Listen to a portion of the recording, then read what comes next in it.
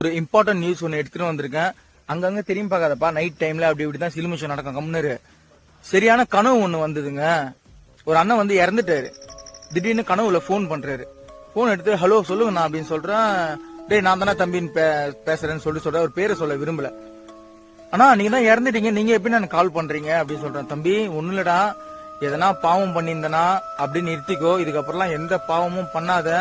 இங்க மேல ரொம்ப கஷ்டமா இருக்குதுடா, தினமும் 2 வேளை குளிக்கணும், ரொம்ப வேலை செய்ய விடுறாங்க அதிகமா, என்னால முடியலடா தம்பி, எனக்கு பின்னாடி இறந்தவங்க எல்லாம் பிறந்துட்டாங்க, நான் இன்னமும் நிறைய பாவத்தெல்லாம் கழிக்கணுமாண்டா அப்படின்னு சொல்றது. உடம்புலாம் செலுத்துக்குச்சு.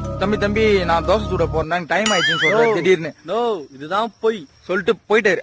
பொய்னா இது கனவுல அவர் சொன்னதான்.